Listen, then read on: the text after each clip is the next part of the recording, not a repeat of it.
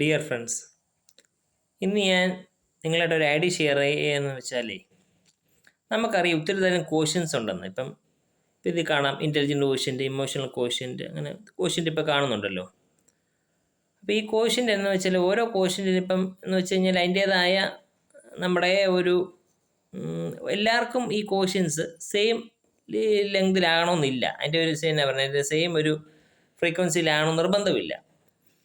അപ്പം നമ്മുടെ വിദ്യാഭ്യാസം നമുക്കറിയാം. ഇപ്പം 10+2 അല്ല, നമ്മുടെ ഇഷ്ടവും അല്ലെങ്കിൽ മറ്റുള്ളവർ താല്പര്യമൊക്കെ തോന്നുന്ന രീതിയിലാണ് നമ്മൾ പിള്ളേരെയൊക്കെ നമ്മൾ പഠിപ്പിക്കാനും ഒക്കെ നമ്മൾ താല്പര്യപ്പെടുന്നത്.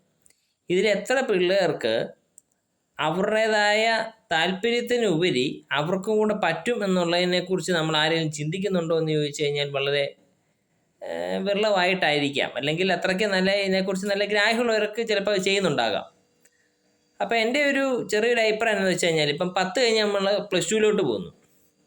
അപ്പം നമ്മൾ ഈ കുറേ സിലബസ് നമ്മൾ പഠിപ്പിക്കുന്ന കൂട്ടത്തിൽ സിലബസ് പഠിപ്പിക്കണം. അത് കൂടാതെ നമ്മൾ ഇതുപോലത്തെ ഈ ഓരോ ക്വസ്റ്റ്യൻസ്, അതായത് ഇവർക്ക് ഏത് ഫീൽഡിലോട്ട് പറ്റും എന്നുള്ളതിനെ ഒരു ഹെൽപ്പ് ചെയ്യാനൊക്കെ ഈ ക്വസ്റ്റ്യൻസ് സഹായിക്കും.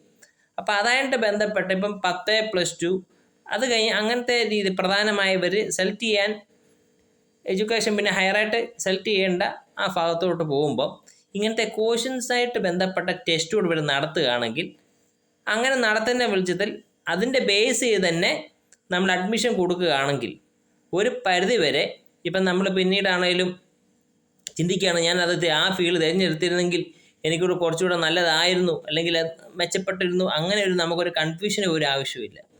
ഇപ്പം നമ്മൾ തന്നെ കേട്ടിട്ടുണ്ടാവും, ഇപ്പം ഒരു പ്രധാന ഒരു ക്രിക്കറ്റ് കളിക്കാരൻ, നമ്മൾ പേരിപ്പം വ്യക്തമാക്കുന്നില്ല, ആ പുള്ളി അതിന് പകരം ഒരു ഡോക്ടറായിരുന്നെങ്കിൽ എന്ത് ചെയ്തേനെ, തീർച്ചയായിട്ടും പുള്ളി കരിയർ വൈസ് പുള്ളി പക്ക ഫെയിലർ ആയിരിക്കും എന്ന് പറഞ്ഞ പോലെ ഇപ്പം നമ്മളൊരു ക്വസ്റ്റ്യൻസും ഒക്കെ നമ്മുടെ പ്രധാനപ്പെട്ടമായ നമ്മുടെ ടേണിംഗ് പോയിൻ്റ്, എഡ്യൂക്കേഷൻ്റെ ടേണിംഗ് പോയിൻറ്റിൽ നമ്മളൊന്ന് ഇതുപോലത്തെ രീതി എഡ്യൂക്കേഷൻ സിസ്റ്റത്തിൻ്റെ കൂട്ടത്തിലൊന്ന് ആഡ് ചെയ്യുകയാണെങ്കിൽ വളരെ നന്നായിരിക്കും എന്നാണ് എൻ്റെ ഒരു അഭിപ്രായം. Thank you.